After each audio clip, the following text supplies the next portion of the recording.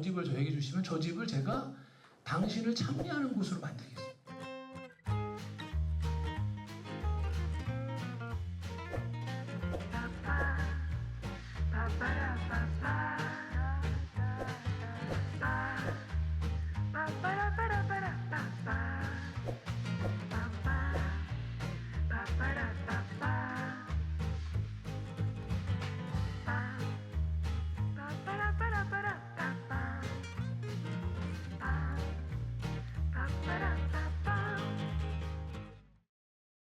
우리의 신부님 기도 말씀이신 그리스도님 기도 시작하고 강의 시작하도록 하겠습니다.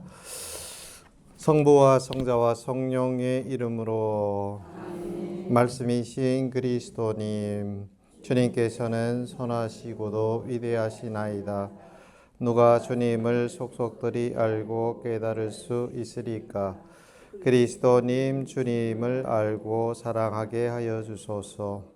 주님께서는 빛이시니 이 가난한 영혼에 한 가닥 비사를 보내주시어 주님을 뵙고 주님의 마음을 깨닫게 하여 주소서. 무한히 선하신 주님, 단 한 번이라도 주님을 우러러 뵙게 하소서.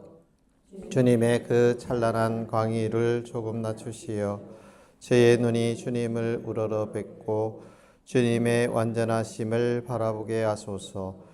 저의 길을 열어주시어 주님의 거룩한 말씀을 듣게 하소서. 주님의 음성에 귀를 기울이고 주님의 가르치심을 묵상하게 하소서. 저의 정신과 지력을 열어주시어 저의 마음에 들어오시는 주님의 말씀을 맛들이고 올바로 알아듣게 하소서. 주님께 크나큰 믿음을 갖게 하소서. 그리하면 주님의 모든 말씀이 빛이 되어 저를 비추어 주고 주님께 나아가게 하며 오로지 정의와 진리의 길을 걸으며 주님을 따르게 하리이다. 말씀이신 그리스도님, 주님께서는 저의 주님, 저의 유일한 스승이시나이다. 주님 말씀하소서. 말씀께서 하늘로부터 내리심을 나오니 주님의 말씀을 듣고 실행하리이다. 주님의 말씀에 귀를 기울이고 묵상하고 실행하리니 주님의 말씀에 생명과 기쁨, 평화와 행복이 있기 때문이나이다. 주님 말씀하소서. 저의 주님, 저의 스승이시여 오로지 주님의 말씀 듣기가 소원이나이다. 아멘. 성부와 성자와 성령의 이름으로. 참 예수님. 오늘 구유 십자가 감실 중에 갈바리아 십자가 부분을 함께 살펴보도록 하겠습니다. 오늘 강의 갈바리아 십자가 부분을 제가 준비하면서 정호승님, 작가 정호승님 잘 아시죠? 조약돌 또 항아리, 외로우니까 사람이다 이런 작품들을 많이 쓰셨는데 그분이 하신 말씀 하나가 생각났습니다. 어떤 말씀을 하셨는가 하면 사랑은 고통의 뿌리를 내릴 때 열매를 맺는다 하는 말씀을 하셨어요. 사랑은 고통의 뿌리를 내릴 때 열매를 맺는다. 그리고 고통이 없으면 사랑도 없다. 이런 말씀을 하셨어요. 오늘 이 말씀이 우리 갈바리아 십자가에 대한 내용을 아주 잘 표현해 주는 말씀이기 때문에 제가 이 말씀이 생각이 났습니다. 그래서 이 두 번째 갈바리아에 대한 생폭의 도표에 나오는 내용들을 여러분들에게 설명을 드리고 거기에 대한 고통의 의미를 오늘 같이 생각해 보는 시간을 갖도록 하겠습니다. 여기 우리 생폭의 도표가 있는데 슈브리에 신부님께서 생폭의 도표를 만드신 것은 그 목적이 뭔가 하면 가난한 사람들을 위한 가난한 사제의 양성을 위해서 이 생포의 도표를 만드신 것입니다.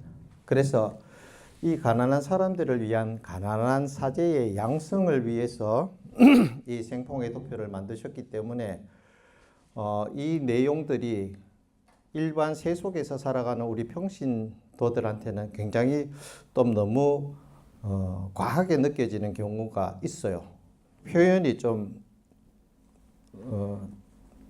극단적이죠. 죽어야 한다. 뭐 이런 표현이 나는데 이것은 바로 사제를 지망하는, 그 중에서도 사제를 지망하는 이 사람들 중에 가난한 사람들을 위한 가난한 사제를 지망하는 사람들에게 이 말씀을 하시기 위해서 표를 만드셨기 때문입니다. 자, 오늘 첫 번째 이 생포기 도표 갈바리아는 두 개로 나눠집니다.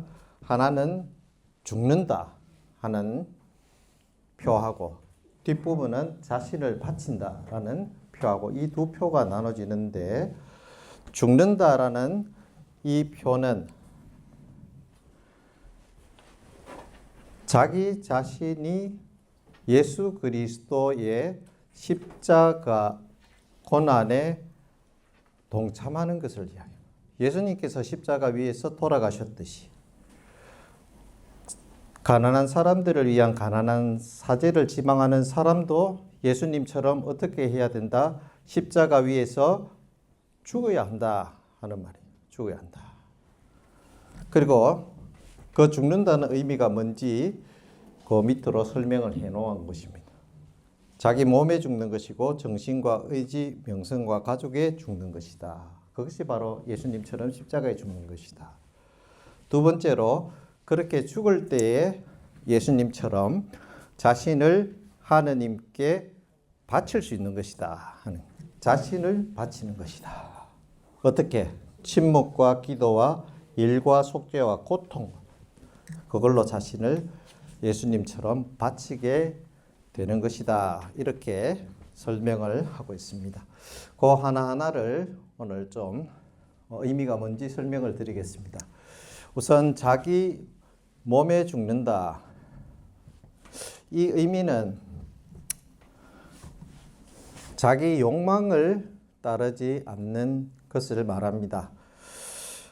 우리 인간은 육신으로 되어 있고 육신 안에 감각이 있고 의지가 있고 또 여러 가지 내가 가지고 있는 지적인 면도 있기 때문에 이 모든 것들이 우리 욕망을 불러오는 것이 됩니다. 그래서 이 욕망을 따르지 말아야 한다. 이 말은 우리가 이성에 대한 욕망, 재물에 대한 욕망, 지배욕에 대한 욕망, 자기 과시욕에 대한 욕망 이런 것들을 따르지 말아야 한다는 말입니다. 그런데 그런 것을 자기 욕망을 따르지 않기 위해서 자기 욕망을 죽이기 위해서는 어떻게 해야 할까요? 자신의 죽음을 생각해야 됩니다. 지금이 11월이죠. 무슨 성월입니까? 위령성월. 위령성월이 무엇을 하는 성월이죠? 죽은 이들을 기억하고 그들을 위해서 기도하는 계절이 위령성월 아닙니까? 우리가 위령성월에 죽은 이들을 기억하고 그들을 위해서 기도하고 하는 것은 결국 나의 죽음을 돌아보는 것입니다. 내가 하느님 앞에 섰을 때 어떻게 할 것인가? 이것을 돌아보는 것이에요. 결국 자기 죽음을 돌아보고 자기가 하느님 앞에서 어떤 셈을 바칠 것인지를 생각할 때 우리가 욕망을 따르지 않게 되는 것입니다. 자기 몸을 선용할 수 있게 되는 것입니다. 두 번째로 자기 몸에 죽는다는 것은 쓸데없이 자기 몸을 치장하지 않는다는 것이죠. 우리 여성분에게는 굉장히 어려운 일이죠. 아침부터 밤까지 몸을 치장하고 버스간에 앉아서 화장 거울 열어서 또 한 번 더 보고 흐트러진 데 없나 살펴보고 그렇게 하죠. 대답을 전혀 안 하시네요. 그렇죠? 네. 자기를 치장하는 그죠? 근데 슈브리에 신부님은 자기가 죽는 것은 치장하지 않는 것이다. 이 무슨 말인가? 그 말은 아까도 말씀드렸듯이 가난한 사람들을 위한 가난한 사제의 양성을 위해서 이 표를 그렸다 그랬죠. 가난한 사람들을 위해서 가난한 사제로 살고자 하는 사람은 가난한 삶의 방식을 선택해야 되는 거예요. 가난한 사람들이 사는 삶의 방식을 택해서 그런 방법으로 살아야 되는데 가난한 사람들이 어떻게 삽니까? 아침 일찍이 일하러 가고 저녁 늦게 들어오고 또 잠깐 쉬고 또 자다가 또 아침 일찍 또 나가야 되고 몸을 치장할 시간이 있나요? 없습니다. 특히 노동자들, 바깥에서 일하는 노동자, 몸을 치장할 시간이 없어요. 몸을 치장하지 않는 것은 다른 말로 표현하면 가난한 삶의 방식을 네 삶의 방식으로 택해라는 말이죠. 예? 그 말씀입니다. 우리 여성분들이 버스에서 화장품 열고 이 얼굴을 치장하지 마라 이런 뜻이 아니고 가난한 삶의 방식을 택해라. 신학생들에게 그렇게 말씀하죠. 또 이 치장하지 않는 것은 우리가 조금 더 확대해서 이야기한다면 외모 지상주의에 빠지지 않는 거죠. 너무나 요즘에는 외모에 집중하고 그것이 다인 양 이야기합니다. 그것은 어떻게 보면 우리 세상에 너무 집착하는 모습처럼 보이기도 합니다. 제가 예전에 신학생들 가르칠 때 신학생들 안에서 아주 이상한 붐이 하나 일어났어요. 어떤 붐이 일어났는가 하면 몸짱붐입니다. 몸짱붐. 이 몸짱붐이 뭔가 하면 운동을 해가지고 몸을 뭡니까? 근육이 막 이렇게 보기 좋게 이렇게 만드는 이 붐이 일어났어요. 그래서 신학생들이 공부하는 교실에 가면 학생이 몇 명 안 앉아 있어요. 다 어디 가 있느냐? 체육실에 가 있어요. 체육실에. 체육실에서 역기 들고 체조 기계 들고 몸을 만드는 거예요. 더 심한 학생들은 단백질까지 시켜가지고 그걸 먹으면서 근육을 만드는 거예요. 이 보다 이 너무 심해서 안 되겠다 싶어서 야 이놈들아 너희들 여기 신학교에 왜 왔니? 몸 만들러 왔니? 예? 아닙니다. 그러면 너희들은 공부하고 너희 내면을 닦아야 되는 시간에 전부 체육실에 가서 체조하고 앉아있고 근육 만들고 앉아있으니까 그렇게 몸짱 만들고 싶으면 체육대학을 가거라. 신학교 나가서 그렇게 꾸중을 한 적이 있어요. 너무 외모에 치중하는 것은 어떻게 보면 세속에 집착하는 그런 모습이라는 것이죠. 그래서 내면을 닦아라는 그런 말씀이기도 합니다. 우리가 마음을 닦고 내면을 닦고 영혼을 닦는 그런 것을 말씀하시는 거죠. 우리가 나의 내면을 볼 수 있는 기준이 몇 가지가 있는데 첫 번째는 내 방을 보면 내 내면을 볼 수가 있어요. 방은 단순한 휴식 공간이 아니라 나의 선택과 나의 습관이 그대로 묻어나는 공간입니다. 내 방이 어떤가를 보면 내 마음과 내 내면을 볼 수 있어요. 또 한 가지는 내가 누구를 만나는가를 보면 그 내면을 볼 수가 있어요. 왜냐하면 내가 만나는 그 사람은 나를 비추는 거울이 됩니다. 그러죠? 내가 누구를 만나고 다니는가 이것은 나를 비추는 거울이 됩니다. 그리고 또 한 가지는 나의 하루의 삶의 루틴을 보면 내가 어떤 삶을 살아가는지 나를 볼 수가 있는 것입니다. 세 번째로 자기 몸으로 죄를 짓지 않는다 하는 것이 나오는데 자기를 죽인다는 것은 자기 몸에 죽는다는 것은 자기 몸으로 죄를 짓지 않는 것입니다. 다시 말해서 유혹을 이기는 것이에요. 그런데 우리 인간은 뭡니까? 나약하기 그지없고 허약합니다. 왜? 원죄를 지었기 때문에. 우리 가톨릭의 교리에서는 우리 인간은 원죄의 상처로 인해서 죄로 기울어지는 경향을 타고난다고 이야기합니다. 그래서 우리가 유혹에 약하죠?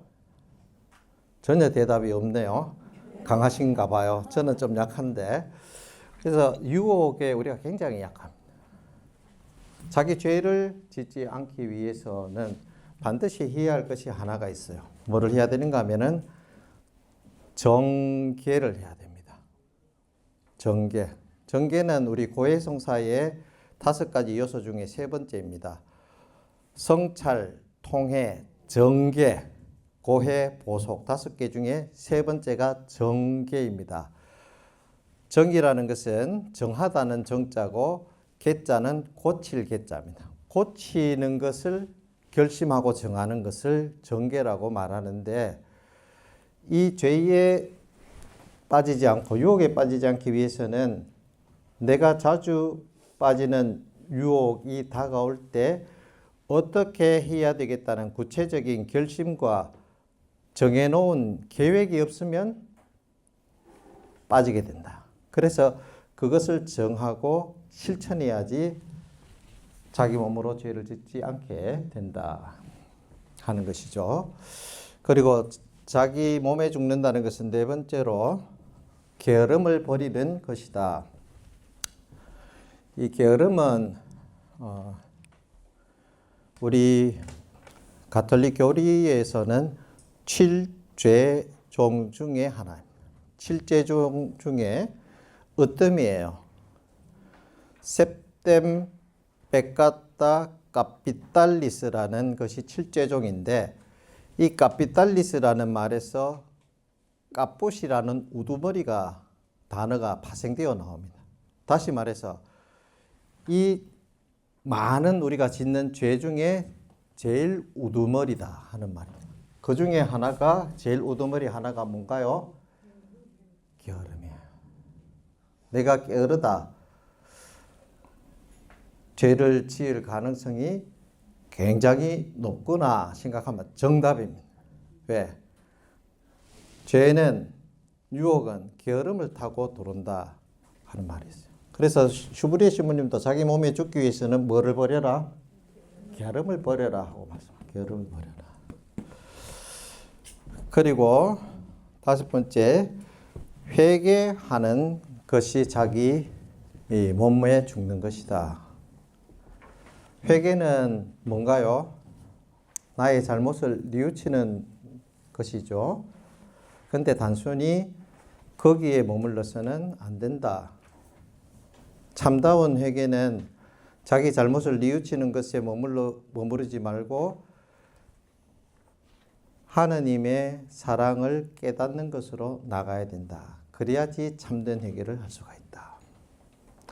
우리가 효라는 것이 부모에게 내가 잘못하고 있는 것을 뉘우치는 게 효가 아니에요. 효는 뭡니까? 부모의 사랑을 내가 깨닫는 것이 효입니다. 그것을 깨달을 때 효자가 되는 거예요. 깨닫는 자가. 그러죠? 그래서 이 회개는 아까 말씀드렸듯이 내 잘못을 뉘우치는 것에 머무르지 말고 하느님의 사랑을 깨닫는 것으로 나가야 된다. 자기 몸에 죽는다는 것은 6번째는 하느님의 영광을 드러내고 7번째는 하느님께서 원하실 때 자기를 희생하는 것이다. 우리 마리아와 예수님이 대표적으로 이것을 하셨죠. 하느님의 영광을 드러내기 위해서 예수님께서는 겟세마네에서 이런 기도를 하십니다. 아버지, 이 잔을 저에게서 거두어 주십시오. 그러나 제 뜻대로 하지 마시고 누구 뜻대로? 아버지의 뜻대로 하소서. 하느님이 원하실 때 내가 물러서야 됩니다. 이게 잘 돼야 됩니다. 하느님께서 나에게 용서를 원하시면 내가 저 사람이 미워 죽겠더라도 어떻게 해야 돼요? 물러서야 됩니다. 그것이 하느님께서 원하실 때 희생하는 거예요. 내가 재화를 가지고 있는데 누구를 좀 도와줘야 되는데 이걸로 뭘 하고 싶단 말이에요. 그래도 하느님이 성령 안에서 저 사람을 좀 도와주라는 말을 하면 내가 내 하고 싶은 걸 접고 물러서야지 하느님께서 원하시는 것을 할 수가 있는 것입니다. 이것이 바로 자기 몸에 죽는다는 그런 어떤 의미입니다. 두 번째로 자기 정신에 죽는다라고 하는 것인데, 자기 정신에 죽으면 어떻게 되나요? 하느님의 정신이 살아나게 됩니다. 자기 정신에 죽을 때, 세속의 정신에 죽을 때 하느님의 정신이 깨어나게 됩니다. 그것은 그 의미는 낡은 인간을 벗는 것이다. 낡은 인간. 낡은 인간을 벗는다는 것은 과거에 집착하지 않는 것이에요. 과거에 집착하지 않는. 우리는 과거에 집착하다가 앞으로 나가지를 못합니다. 대표적인 예를 하나 들어볼까요? 인간관계 안에서 저 사람과 나와의 과거에 섭섭했던 거 생각하면 앞으로 그 사람하고의 관계가 나아질 수 있나요? 안 되죠. 낡은 인간을 벗는 것은 과거에 집착하지 않는 것입니다. 그래서 내 과거에 집착하지 않고 새로 하느님께서 주시는 그 사명으로 나아가는 것입니다. 두 번째는 어린이처럼 되는 것이다. 이 말은 어린이처럼 생떼를 쓰라는 말이 아니고 주부리 신부님께서 말씀하신 어린이처럼 된다는 것은 주도권을 하느님께 넘겨드리는 것을 말합니다. 내가 주도권을 쥐고 내가 하고 싶은 대로 내가 원하는 대로 지금까지 살아왔다면 그 주도권을 누구에게 넘긴다? 하느님께, 주님께, 예수님께 넘기는 것이 뭐처럼 되는 것이다? 어린이와 같이 되는 것이다. 그 말이에요. 예수님께서 말씀하셨죠. 너희가 회개하여 어린이처럼 되지 않으면 결코 하느님 나라에 들어갈 수 없을 것이다. 이 말씀의 의미가 바로 너희가 네 멋대로 네가 주도권을 가지고 살아가면 하느님이 그 너의 주도권을 가지지 못하면 너는 하늘나라에 갈 수가 없다는 말입니다. 우리의 주도권을 누구에게 넘겨야 된다? 하느님께 넘기라는 말입니다. 그리고 세 번째, 네 번째는 우리가 성령으로 자신을 채우고 성령 안에서 새롭게 태어나는 것이 자기 정신에 죽는 것이다. 우리 정신을 죽이면 성령이 그 안에서 솟아나고 반대로 성령을 우리가 내 안에 받아들이면 자기 정신에 죽기도 합니다. 두 가지가 같이 이루어집니다. 자신을 성령으로 채우고 성령 안에서 새롭게 태어나기를 바라지 않는 사람은 없을 겁니다. 어떻게 하면 될까요? 성령으로 나를 채우는 방법, 어떻게 나를 채울 수 있나요? 에? 옳지. 누가 성경을 읽다 누가 말씀하셨어요? 손 들어보세요. 박수. 이 정답을 이야기하면 박수를 쳐. 첫 번째 성경을 읽는 것이 제일 좋아요. 왜 그럴까요? 성경은 성령의 감도하에 쓰여진 거룩한 책입니다. 그래서 성경을 읽는 순간에 성령은 우리에게 작용하시게 됩니다. 반드시 그러합니다. 우리가 잘 아는 마더 데레사 성녀 아시죠? 그 마더 데레사 성녀께서 삶의 전환을 이루었던 순간이 생애를 보면 한 군데가 딱 나와요. 언젠가 하면 다르질링으로 가는 기차 안에서 성경을 펴서 읽을 때 그 시점에서 바뀌어버립니다. 그 전까지는 학교의 교사로서 살았어요. 다르질링으로 가는 기차 안에서 성경을 펴서 읽는 그때 삶이 완전히 바뀌어버립니다. 성령이 수녀님을 덮어버립니다. 어떤 구절을 읽을 때 그렇게 됐는가? 마태오복음 25장 최후의 심판. 너희 형제 가운데 가장 보잘것없는 사람 하나에게 해준 것이 나에게 해준 것이다. 네 옆에 있는 가장 보잘것없는 형제에게 해주지 않은 것이 나에게 해주지 않은 것이다. 이 말씀을 읽을 때 성령이 성녀를 덮어버립니다. 그리고 당신이 무엇을 해야 될지를 깨닫게 되고 성령의 인도를 받게 되는 것이죠. 그래서 이제 인도의 길거리에 죽어가는 사람들을 마지막 인간의 하느님의 모상의 존엄성을 지키기 위해서 그 일을 하기 시작합니다. 평생을. 바로 성경을 읽을 때 그렇게 됩니다. 또 성령으로 자신을 채우고 새롭게 태어나는 좋은 방법이 또 하나 있어요. 무엇이 있을까요? 네? 기도하고 뭐 이런 거 다죠. 제가 깨달은 방법 하나는 거룩한 사람들을 만나는 것이에요. 이것만큼 좋은 게 없어요. 왜? 너희가 내 이름으로 돌이나 셋이 모인 곳에는 내가 너희와 함께 있겠다. 아시죠? 성령이 함께하는.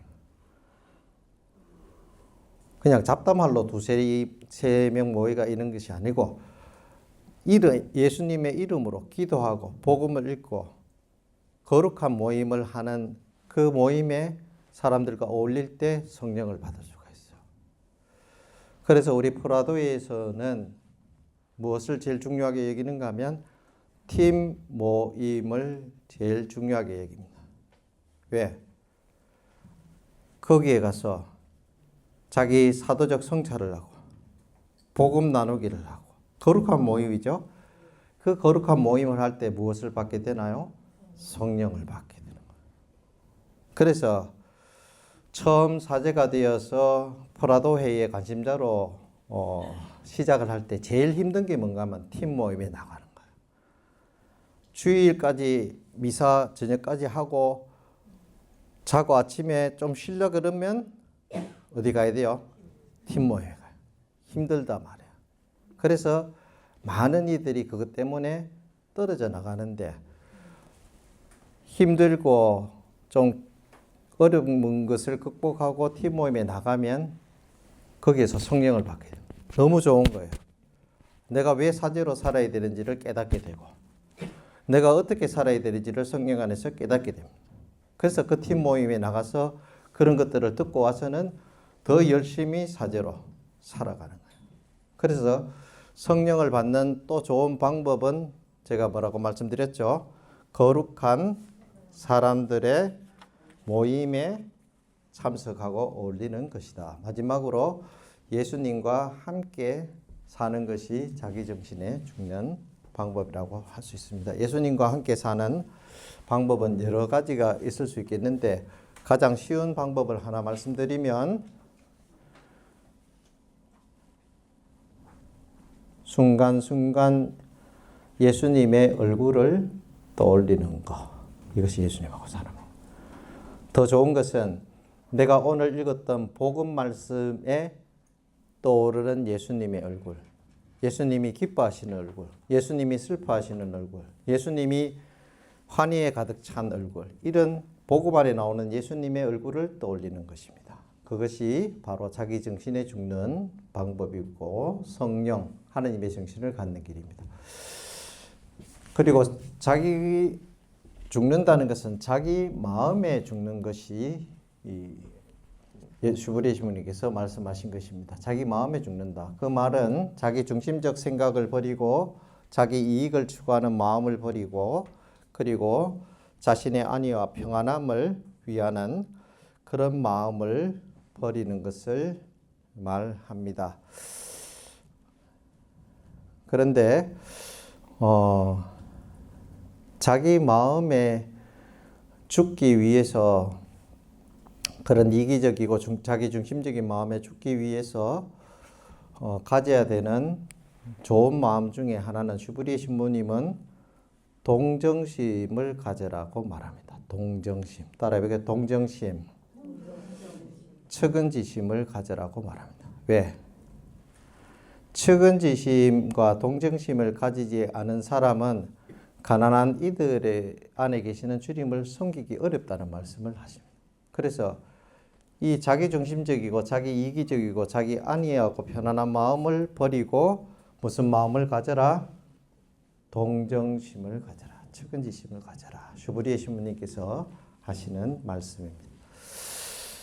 자, 그리고 자기 자신에게 죽는다는 것은 자기 의지에 죽는 것을 말합니다. 자기 뜻을 버리는 것을 말합니다. 다시 말해 하느님께 순종하는 것을 말합니다. 그렇죠? 말은 굉장히 쉬운데 이게 쉬운 것이 아니죠. 굉장히 어려워요. 순종이라는 단어가 참 재밌는 단어입니다. 순종. 라틴어로는 도칠리타스라고 말합니다. 도칠리타스. 이 단어가 참 재밌어요. 이 단어 도칠리타스라는 단어가 어디에서 나온다는가 하면은 라틴어의 도체레라는 단어에서 도체레라는 말은 가르치다라는 말입니다. 그래서 도칠리타스의 의미는 가르치기 쉬운 사람을 의미합니다. 재밌죠? 어떤 사람이 가르치기 쉬운 사람이에요? 예수님이 무슨 말씀을 하시고 주님이 무슨 말씀을 하시고 가르침을 주시면 잘 받아들이는 사람이 가르치기 쉬운 사람이다. 이게 순종이에요. 재밌죠? 하나님이 아무리 말씀하셔도 예수님이 아무리 말씀하셔도 마음에 벽을 쌓고 앉아가 에이 설마 에이 그렇겠어요. 익하고 앉아있는 사람은 가르치기 쉬운 사람이다. 어려운 사람이다. 어려운 사람. 이 사람은 순종하는 사람이다. 순종하지 않는 사람이다. 순종하지 않는 사람이다. 가르치기 쉬운 사람이 순종하는 사람. 하느님이 가르치기 쉬운 사람. 예수님이 가르치기 쉬운 사람. 더 나아가서 하나 더 이야기하면 다른 사람의 목소리를 통해서 우리를 가르치는 다른 이의 충고를 잘 수용하고 받아들이는 사람. 이런 사람이 뭐 하는 사람이다? 하나님께 순종하는 사람이다. 이해가 가시죠? 그래서 이 자신에게 죽는다는 말은 자기 의지에 죽는 것을 말합니다. 그리고 자기 명성에 죽는다. 자기 명성에 죽는다는 것은 자기 자존심을 좀 버리는 것을 말합니다. 이것도 굉장히 어려운데 슈브리에 신부님 왜 자꾸 어려운 것만 우리에게 요구하시나요? 자기 자존심을 버리는 게 굉장히 어려운데 왜 이렇게 해야 되는가 하면 더 큰 뜻을 이루기 위해서, 더 큰 일을 하기 위해서 그런 거예요. 내 자존심을 내세우면 더 큰 일을 할 수가 없게 되기 때문에. 예수님이 그걸 하셨죠. 내 자존심 다 내세우고 하면 예수님은 그 길을 걸어갈 수가 없었습니다. 더 큰 일을 하기 위해서 자기 자존심을 버리고 자기 명예를 버리고 그리고 자기 약점을 드러내고 그런 것입니다. 그래서 예수님처럼 더 큰 뜻을 하느님의 뜻을 이루기 위해서는 작은 자기의 자존심을 버려야 하는 것입니다. 그리고 죽는다는 것이 여섯 번째는 자기 가족에 죽는다. 이 말이 무슨 말일까요?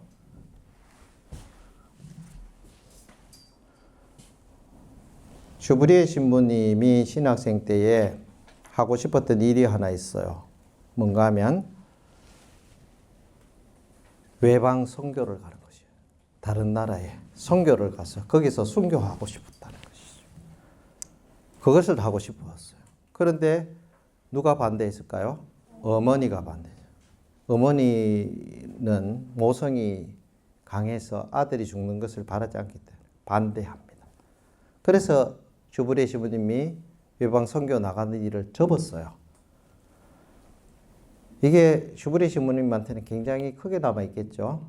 정말 하느님의 이 일을 하기 위해서는 나를 따르려는 자는 가족을 버리고 부모를 버리고 나를 따라야 한다는 예수님의 말씀이 얼마나 평생 생각났겠습니까? 그렇죠?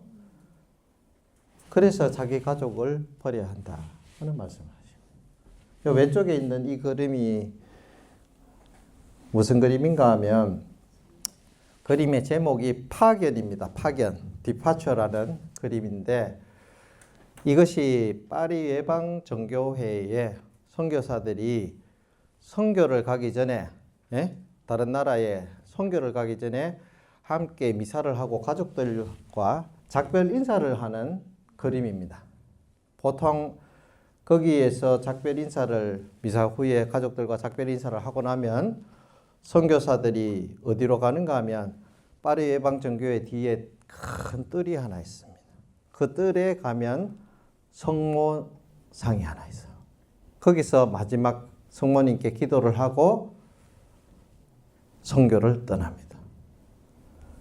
예전에는 돌아올 수 없는 길이었죠. 그 길을 떠나는 거예요. 그래서 자기 가족에 죽는다는 말은 바로 슈브리 신부님이 영적인 자유, 하느님께서 나에게 시키시는 그런 사명을 수행하기 위해서 정말 자기 가족과 부모를 버려야 한다는 그런 예수님의 말씀을 기록한 것입니다. 그래서 불교도 큰 일을 하기 위해서 출가를 하고 천주교도 떠나고 가족을 떠나는데 저는 요즘에 좀 반대로 이야기하고 싶어요. 고통을 받아 안기 위해서는 부모를 떠나는 것이 아니고 부모와 함께 있어야 합니다. 그것이 더 고통을 내가 받아들이는 거예요. 십자가를 받아들이는 거예요. 노부부를 떠나면 어떻게 했어요? 마음이 좋지 않아요. 근데 한번 떠나고 나면 찾아가기가 어려워집니다. 근데 노부모에게 관심을 가지고 또 그분이 아프실 때 이럴 때 찾아가고 하는 굉장히 힘들고 고통스러울 수 있지만 그것이 내가 고통을 끌어안는 방법이 될 수가 있습니다. 그래서 자기 가족에 죽는다를 너무 자기 편의주의로 생각해서는 안 될 것 같다는 생각에서 이거는 제 사견입니다. 사견. 슈브리 신부님 말씀하신 것이 아니라. 그리고 세상에 죽는다. 세상에 대한 집착을 버리는 것을 말씀하시는 것이죠. 이제 앞에서 죽는다 7개가 다 나왔는데, 자, 죽는다는 것의 의미를 제가 설명을 할게요. 죽는 것은 2번 뭐죠? 시키는 대로 하는 것이다. 죽는 것이 그거예요.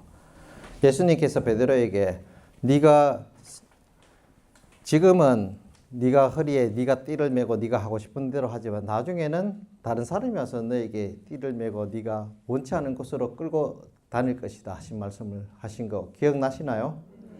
그게 죽는 거예요. 남이 시키는 대로 따라가는 거예요. 주님이 시키는 대로 따라가는 거예요.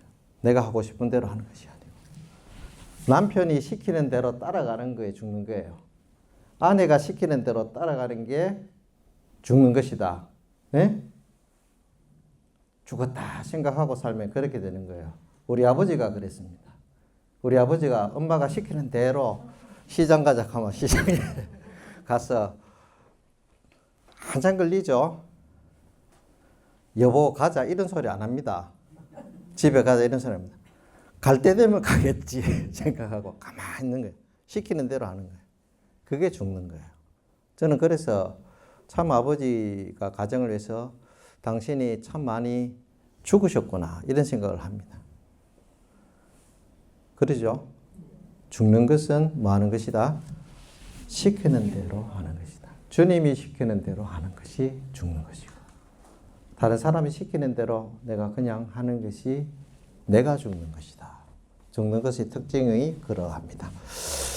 자, 두 번째로 죽는다 옆에 바친다가 나옵니다. 내가 자신을 죽여야지 나 자신을 하느님께 봉헌할 수가 있어요. 예수님께서 자기 당신을 십자가에 바치셨기 때문에 자기 봉헌을 할 수가 있었던 것이죠. 자기가 죽었기 때문에. 죽는 방법 7가지.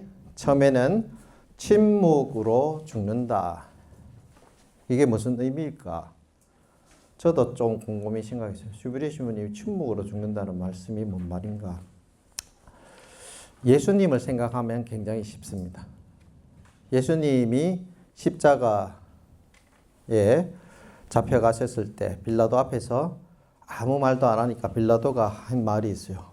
너희 동족들이 너에게 그렇게 고발하고 하는데 너는 왜 아무 말도 하지 않느냐? 나는 너를 살려줄 수 있고 풀어줄 수 있고 죽일 수도 있는 권한을 가지고 있다. 그래도 예수님은 따로 말씀을 안 하죠. 그것은 하늘이 줬기 때문이다 하는 말씀 외에는 안 합니다. 나를 고발한 것에 대한 아무런 말씀을 하지 않습니다. 왜? 예수님 당시에 누가 누구를 고발할 때 고발당한 사람이 거기 재판장 앞에 가서 고발한 사람이 잘못 고발했다는 것을 여러 가지 증거를 들어서 설명을 해서 납득을 시키게 되면 고발당한 사람이 받아야 할 벌을 누가 받게 되나? 고발한 사람이 받게 되는 것입니다. 예수님이 침묵하신 이유가 바로 그것 때문에 침묵하셨다. 예수님이 말을 못해서 침묵하셨을까요? 저 사람들이 나를 고발하는 것에 대해서 합당한 증거를 논리적으로 대지 못해서 침묵하셨을까요? 그렇지 않습니다. 그냥 내가 침묵하는 것이 나를 죽이는 것이고 그것을 통해서 하나님께 나를 바치는 길이기 때문에 침묵하는 거예요. 침묵은 무슨 행위다? 봉헌의 행위다. 가정에서 제일 필요한 것 중에 하나가 뭔가 침묵입니다. 무슨 말하면 거기에 대해서 아니라고 막 말하고 싶죠. 그럴 때 침묵하는 것이 무슨 행위다? 봉헌의 행위다. 꼭 가정에서 한번 실천해 보세요. 쉽지가 않습니다. 그래도 실천 한번 해보세요. 두 번째로 자신을 바치는 방법 중에 기도로 자신을 바친다. 앞의 내용과 굉장히 비슷한 내용인데 기도를 할 때에 가장 대표적인 자세가 침묵하는 겁니다. 그래서 침묵은 죽는 것을 의미합니다. 죽은 이는 말이 없는 거예요. 기도로 자신을 바치는 것 중에 가장 대표적인 기도를 말씀드릴게요. 요 두 번째 뭡니까? 같이 읽어볼까요? 시작. 나에게 잘못한 일을 용서해달라는 기도. 이것이 기도로 자신을 바치는 것입니다. 두 번째, 원수를 위한 기도. 그들을 회개하도록 해달라는 기도. 이것이 기도로 자신을 바치는 대표적인 기도라고 할 수 있습니다. 세 번째로는 일로 자신을 바치는 것입니다. 하느님께서 맡기신 일을 우리는 세상 안에서 행합니다. 평신도는 가정을 평화롭게 하고 거룩하게 만드는 그 하느님께 받은 일을 하는 것이고, 수도자는 수도원 공동체의 카리스마와 자기의 완덕을 위해서 하느님께서 맡기신 일을 소임을 하는 것이고, 사제들은 하느님 백성의 공동체를 영적인 양식을 먹이고 구원으로 이끄는 일을 하는 것입니다. 그렇죠? 그런데 이 일을 하기 위해서 가장 필요한 것은 2번입니다. 뭐라고 적혀놨나요? 귀찮음을 극복해야 된다. 하느님 일을 할 때 내가 귀찮음을 극복하지 않으면 그 일을 할 수가 없습니다. 귀찮음을 극복해야 됩니다. 가정에서도 마찬가지죠. 가정의 평화와 행복을 우리가 추구하기 위해서는 귀찮음을 극복해야 됩니다. 아내가 남편에게 여보 쓰레기 저거 분리수거장에 가서 좀 버리고 오세요. 이 밤에 왜 시키노? 아침에 네가 가라고. 그때부터 이제 실령이가 벌어집니다. 여보, 내가 몸이 안 좋은데 약 좀 사다 줄래? 많이 아프나 내일 가라. 이렇게 하면 또 싸움이 일어나죠. 그것도 못하나 이래가지고. 저녁에 나가기가 귀찮죠. 귀찮음을 어떻게 해야 된다? 극복해야 된다. 하느님의 일을 하기 위해서는 귀찮음을 극복해야 됩니다.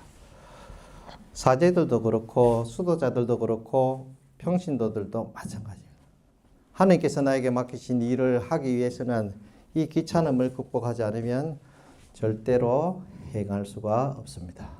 네 번째로 자신을 바친다는 것은 속죄로 자신을 바치는 건데 어떻게 속죄할 수 있나요? 지금 여기 생폭의 도표 중에 두 번째가 뭡니까? 갈바리아, 십자가, 고통입니다. 속죄로 자신을 바치는다는 말은 자기에게 다가오는 고통을 감수인내하는 것입니다. 나에게 고통이 다가와요. 살면서 이런저런 많은 고통들이 다가옵니다. 이 고통들을 내가 잘 받아들이고 감수인내하는 그 순간에 우리는 뭘 하게 된다? 자기 자신의 속죄를 하게 된다. 자기가 지은 죄를 사실은 세상 안에서 보속하는 시간이라고 생각하면 정확합니다. 저는 그렇게 생각하는데 여러분은 어떻게 생각하세요? 저는 제가 고통스럽고 고통을 당할 때는 내가 보속하는 시간이구나 생각을 하면 마음이 좀 편안해져요. 왜? 나를 위한 것이니까. 그러죠? 그러다가도 고통이 좀 너무 심하면 그것도 쉽지 않더라고요. 그게 두 번째입니다. 두 번째. 아니 내가 뭘 그래 잘못했길래 고통을 이렇게 심하게 주시나 이런 생각이 또 들어요. 그죠? 아니 내가 크게 잘못한 것도 없는데 왜 이런 심한 고통을 주시나? 또는 내가 정말 잘못한 것 없이 정말 열심히 살려고 하는데 왜 고통이 나에게 다가오나? 모르는 경우가 생깁니다. 그렇죠? 그런 때가 있어요. 그런 때는 어떤 경우인가 하면은 다른 일을 위한 속죄입니다. 이것을 우리는 대속이라고 말합니다. 따라해 볼까요? 대속. 대속. 예수님하고 우리의 가장 큰 차이가 뭔지 아십니까? 우리는 고통을 피해 다니는데 고통이 우리한테 오는 것이고요. 예수님은 고통을 향해 가시기 때문에 고통을 당하시는 거예요. 이게 우리와 예수님의 가장 큰 차이입니다. 예수님의 생애는 나자렛에서 출발해서 죽음의 장소 예루살렘으로 향하는 방향성을 가지고 있어요. 그걸로 계속 가는 겁니다. 죽음을 향해 가는 거예요. 자기가 죽으러 가는 거예요. 고통을 당하러 가는 거예요. 그것이 예수님의 방향성이고 우리는 어떻게 하든지 예루살렘을 피해서 가려고 하는 것이 우리의 방향이에요. 그런데 피해 가더라도 고통이 다가오고요. 가더라도 고통이 다가오고. 그런데 우리에게 다가오는 고통을 그냥 나의 탓이 아니더라도 그것을 받아들이고 주님 순환 공로에 봉헌할 때 뭐가 된다? 다른 일을 위한 대속이 된다 하는 말입니다. 얼마나 좋은 일이고 큰 일입니까? 이것이 바로 예수님을 닮는 길이에요. 이것이 바로 예수님처럼 사는 길입니다. 그리스도를 따르는 길입니다.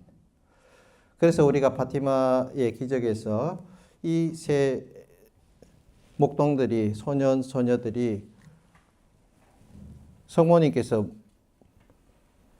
지옥불에 고통받는 사람들을 보여주니까 그들을 위해서 자기가 대신 속죄를 하며 사는 거예요. 연옥에 있는 사람들을 보고 저 사람들을 위해서 내가 대신 보속해야 되겠다. 그렇게 사는 거예요. 나에게 잘못이 없더라도 고통이 다가오면 다른 일을 위한 뭐가 된다? 대속, 보속이 되는 것이다. 슈브리에 신부님께서는 속죄로 자신을 하느님께 봉헌하고 바칠 수가 있다고 말합니다. 그렇죠. 슈브리 신부님도 고통을 많이 당하셨어요. 저기 나열된 게 슈브리 신부님께서 당하신 고통들인데 건강과 기질에서 온 병라고 하는데 슈브리 신부님이 가장 큰 병을 앓으신 게 두 가지입니다. 위궤양과 폐렴입니다. 마지막에 돌아가실 때까지 각혈을 하셨죠. 근데 저 병고도 실제로는 당신이 정말 가난한 사람들, 자기에게 찾아오는 사람들을 위해서 사시다가 그렇게 된 거예요.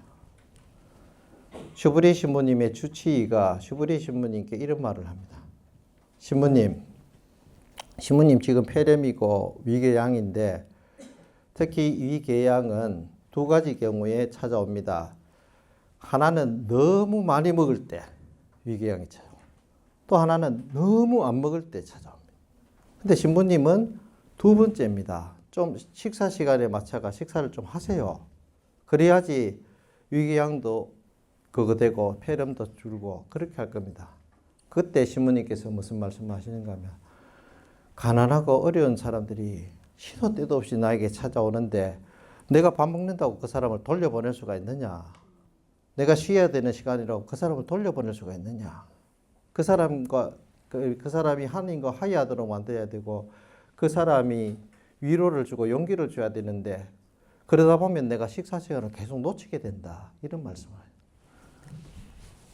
슈브리 신부님의 건강과 병고는 어떻게 보면 예수님처럼 가난하고 자기에게 찾아오는 사람들을 위해서 시간을 할애하다가 생긴 거예요. 예수님께서도 공생활을 하실 때 식사할 겨를이 없다. 이런 말씀을 하십니다. 똑같은.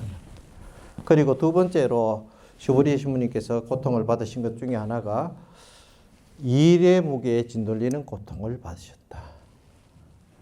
당신이 하느님 1856년 성탄절 회심 이후에 하느님의 일을 해야 되겠다 하는 생각을 성령으로 받게 됩니다. 근데 그 하느님의 사업을 하기 위해서 자신이 너무 무능함을 느낍니다. 왜? 하느님의 사업을 하기 위해서는 세상에 좀 밝은 면이 있어야 되고 집도 지어야 되고 뭐를 해야 되는데 그런 면에서 문외한인 거예요. 자신의 무능함 속에서 굉장히 고통을 받으셨습니다. 내가 이런 자격이 있는가, 이런 일을 할 수 있는 자격이 있는가 하는 그런 자격지심까지 갖게 됩니다. 그러면서도 하나님께 순종하는 마음으로 끝까지 그 일을 하신 거예요. 무능함을 느낄 때 당하는 고통이 이게 보통 일이 아닙니다. 한 가지 예를 들면은 가정을 가지고 있는데 가정을 제대로 꾸려나갈 그런 무능함을 가지지 못하고 무능함을 가지고 있다고 느끼게 될 때 얼마나 고통스럽겠습니까? 그러죠? 이런 무능함 속에서 신부님은 고통을 많이 겪었었어요. 그리고 직무의 충실성에 대한 고통도 많이 겪으셨고 그리고 마지막으로 하느님 사업에 대한 여러 사람들의 몰이해에 대해서 고통을 받으셨어요. 특히나 동료 사제들마저도 그것을 이해하지 못하는 몰이해. 정말 열심히 살려고 하면 제일 반대하는 사람들이 바로 동료 사제들이었다. 지금도 그런 경우가 생겨요. 예를 들면은 후라도 신부님들이 굉장히 열심히 사십니다. 사목할 때도. 봉성체 본당에 보통 한 달에 몇 번 하죠? 한 번 하죠. 어떤 데는 두 번. 포라도 신부님들은 어떤 경우 일주일에 한 번. 또 필요하면 한 번 더. 자, 병고로에 시달리는 신자들을 위해서 그렇게 하는 게 옳은 일입니까? 옳지 않은 일입니까? 좋은 일입니까? 좋지 않은 일입니까? 그런데 그렇게 하면 어떤 일이 발생되는가 하면 옆본당에서 난리가 나는 거예요. 조본당 신부님은 일주일에 봉성체를 한 번 한다는데 왜 우리 신부님은 한 달에 한 번밖에 안 합니까? 신자들이 난리가 나는 거예요. 하면 그 소리를 들은 옆본당 신부님이 일주일에 한 번 하는 본당 신부님 만나게 되면 하는 말이 니는 왜 그렇게 해가 사람을 못 살게 하느냐. 동료 사제들의 반대를 받게 됩니다. 신부님도 마찬가지셨습니다. 그리고 그 고통 중에 또 신학생들이 키워놓고 사제로 만드는 사람들이 다 떠나가는 그런 고통도 받으셨습니다. 마지막으로 자신을 바치는 것은 죽음으로 자신을 바치는 것이다. 하나님과 복음을 위해 뭐를 바치는 것이다? 목숨을 바치는 것이다. 순교하는 것을 말합니다. 순교. 오늘날의 순교는 옛날처럼 하는 순교가 아니라 뭡니까? 순교의 마음으로 사는 거예요. 내가 이미 순교자의 정신으로 사는 거예요. 순교는요,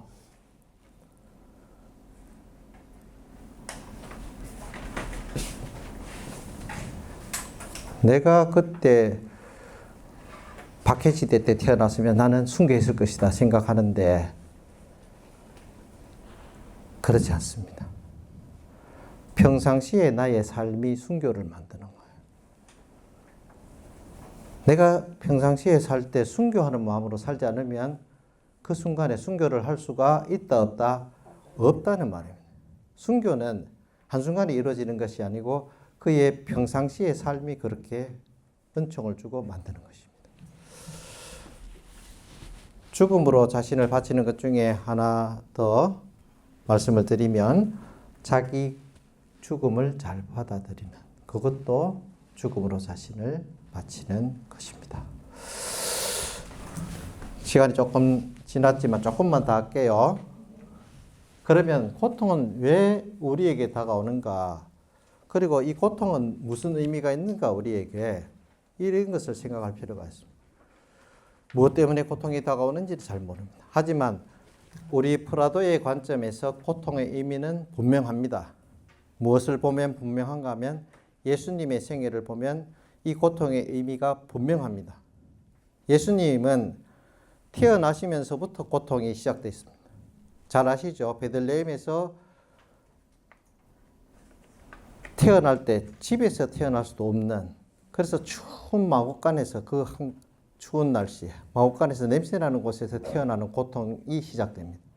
그리고 태어나서 어떻게 됐나요?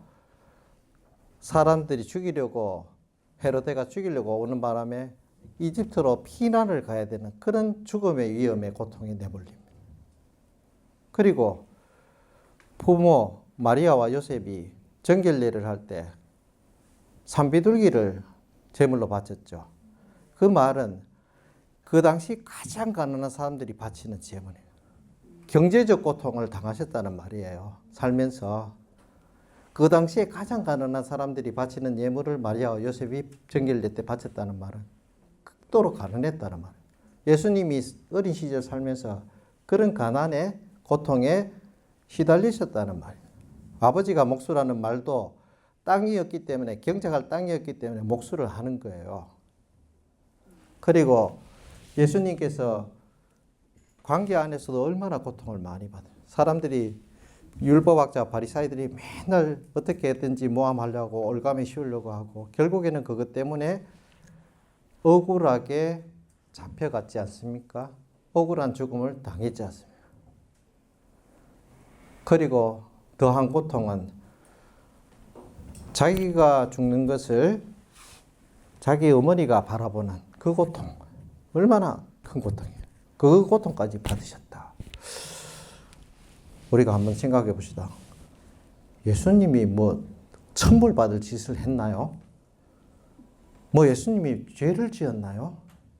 근데 예수님에게 왜 이런 고통이 따르죠? 하나님의 사명을 수행하기 위해서, 복음을 전하기 위해서. 이것이 고통의 의미입니다.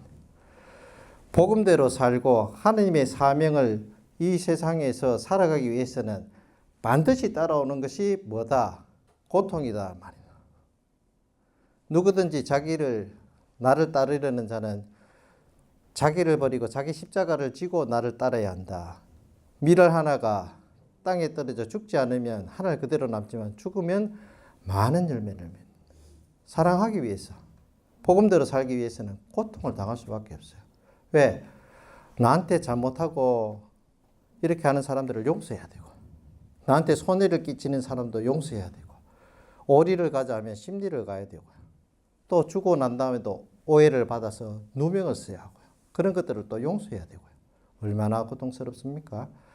복음대로 살면서 고통을 받지 않으려고 하는 것은 그것을 살지 않겠다는 말하고 똑같은 말이에요. 한 번은 신학교에서 있는데, 양성자로 있는데 신학생이 찾아오면 신부님 면담 좀 그래 해라 하자. 밤에 왔어요. 그래 무슨 일이고? 신부님 죽겠습니다. 왜? 고통스러워 죽겠습니다. 뭐가 그래 고통스럽노? 공부하는 게 너무 고통스러워. 외국말 한 개만 해도 되는데 2개씩 하려니까 너무 죽겠습니다. 그러고 또 뭐가 고통스럽노? 아침에 새벽같이 일어나서 저녁에 계속 규칙 생활하는 것도 너무 고통스러워. 그러나 또 다른 거 있나? 예, 있습니다. 뭔데? 친구들하고 지내려고 하니까 너무 고통스러워. 혼자만 지내다가 수십 명이 같이 모여서 공동생활을 하려니 너무 고통스럽고 죽겠다. 많이 고통스럽나? 예, 고통스러워 죽겠습니다. 너는 참 잘 살고 있구나. 내가 그 얘기를 했어요. 너는 정말 잘 살고 있구나. 만약에 이 신학교에서 대충 살려면 그런 고통이 내게 오지 않는다. 뭐 대충 공부하고, 예? 규칙 생활, 늦잠 자다가 대충 눈치 보고, 잠 오면 낮잠도 좀 자고, 고통이 별로 없다. 그렇게 살면. 근데 잘 살려고 하면 그만큼 뭐하다? 고통이 따른다. 너는 그 의미에서 너는 정말 잘 살고 있구나. 앞으로 계속 그렇게 살아라. 이렇게. 우리 그리스도인들의 고통이 그러합니다. 우리가 복음대로 잘 살려고 하면 그렇게 고통을 받는 것입니다. 슈브리에 신부님께서 당하신 고통들은 가난한 이들 안에 계신 예수님을 선택했기 때문에 그렇게 고통받으신 것이고, 그 삶의 방식을 받아들였기 때문에 고통스러워. 그런데 슈브리에 신부님께서 이런 말씀을 하십니다. 선택된 가난은 주어진 가난을 도저히 따라갈 수가 없다. 그래서 정말 가난한 이를 섬기려고 하는 자는 가난한 사람들이 살아가는 삶의 방식을 더 가까이 따르도록 노력해야 된다. 이렇게 말씀하셨어요. 그것 때문에 슈브리에 신부님이 고통을 당하십니다. 잘 먹고 잘 살려고 했으면 슈브리에 신부님이 고통을 안 당하십니다. 그래서 예수님 말씀처럼 나를 따르려고 하는 사람은 같이 읽어봅시다. 시작.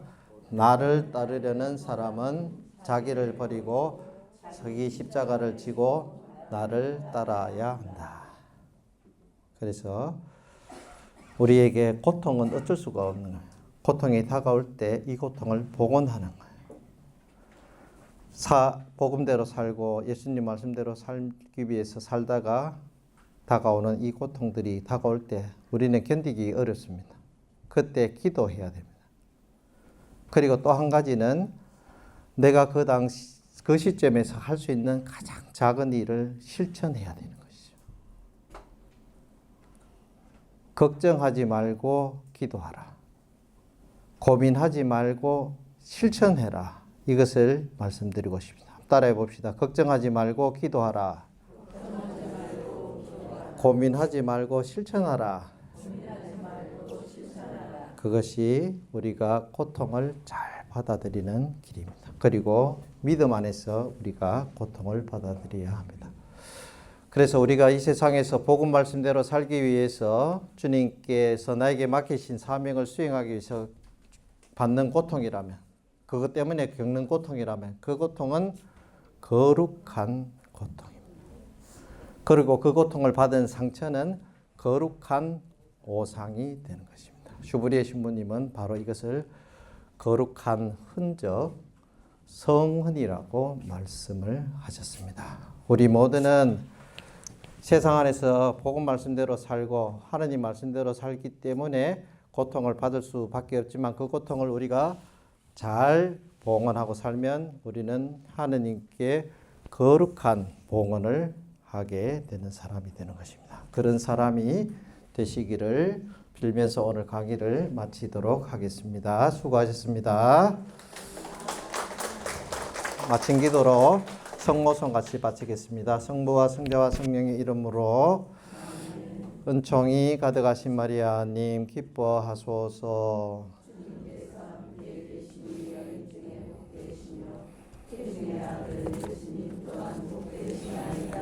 천주의 성모 마리아님 이제와 저희 죽을 때 저희 죄인을 위하여 빌어주소서. 아멘. 성부와 성자와 성령의 이름으로 수고하셨습니다.